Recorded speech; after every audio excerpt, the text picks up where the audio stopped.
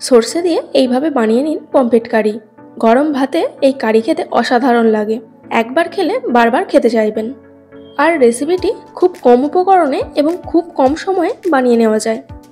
তাহলে চলুন পুরো রেসিপিটি দেখতে থাকুন। তার আগে বন্ধুরা, বেঙ্গলি কুকিং এর নতুন বন্ধু হয়ে থাকলে চ্যানেলটিকে সাবস্ক্রাইব করে রাখবেন। সরষে পমফ্রেট বানানোর জন্য 3 পিস মাঝারি সাইজের পমফ্রেট মাছ নিয়ে কেটে ধুয়ে পরিষ্কার করে নিয়েছি। এবার মাছগুলো লবণ আর হলুদ দিয়ে ম্যারিনেট করে নেব। দিচ্ছি সামান্য হলুদ গুঁড়ো আর লবণ। পমফ্রেট যেহেতু সামুদ্রিক মাছ, সামান্য একটু লবণ দিলেই হবে। আরও দিচ্ছি হাফ চামচ মতো সর্ষের তেল। তেল দিলে মাছগুলো কড়ায় বসে যাবে না, আর মাছগুলো ভাজার সময়ও তেল ছিটে আসবে না। এবার সব কিছু মাছের গায়ে ভালো করে মেখে নেব। এইভাবে মাছের গায়ে ছুরি দিয়ে কেটে নেবেন, যাতে মাছের গায়ে লবণ আর মশলা ভালোভাবে ঢুকে যায়। লবণ আর হলুদ দিয়ে মেখে নিয়েছি।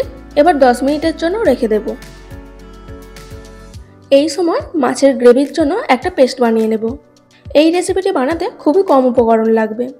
নিচ্ছি 1 টেবিল স্পুন কালো সর্ষে। আপনারা চাইলে কালো সর্ষের পরিবর্তে সাদা সর্ষেও নিতে পারেন। আরও লাগবে 1 টেবিল স্পুন পোস্ত, 2টি কাঁচা লঙ্কা,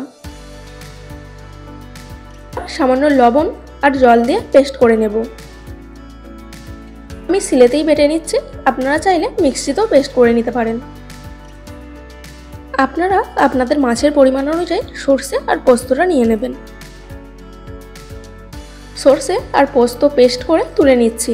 সর্ষে পোস্তর পেস্টটা ছাঁকনি দিয়ে ছেঁকে নিতে পারেন, তাহলে গ্রেভিটা আরও স্মুথ হবে।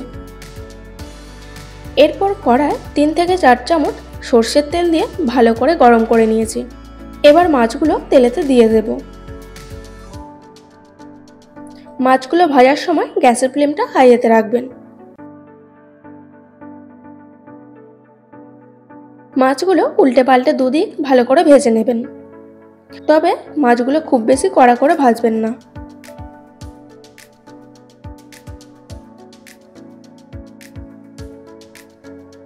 মাছগুলো ভাজা হয়ে গেছে, এবার তুলে নিচ্ছি।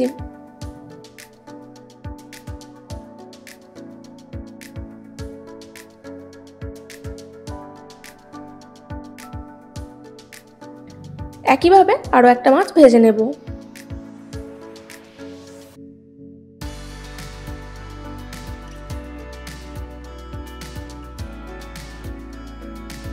মাছ ভেজে নিয়ে তেলটা একটু কমিয়ে নিয়েছি। এবার ফোড়নের জন্য দিয়ে দিলাম 1/4 চা চামচ কালো জিরে আর 2টো চেরা কাঁচা লঙ্কা। আপনারা ঝাল বুঝে কাঁচা লঙ্কা ব্যবহার করবেন। রঙের জন্য দিচ্ছি হাফ চা চামচ হলুদ গুঁড়ো।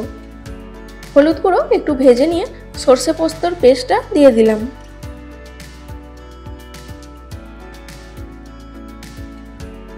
মশলাটা একটু কষিয়ে নিয়ে গ্রেভির পরিমাণ অনুযায়ী জল অ্যাড করতে হবে। এই সময় দিয়ে দিচ্ছি স্বাদ অনুযায়ী লবণ। এবার গ্রেভিটা ফুটে এলে মাছগুলো দিয়ে 4 থেকে 5 মিনিট ফুটিয়ে নিতে হবে, আর গ্যাসের ফ্লেমটা লোতে রাখবেন।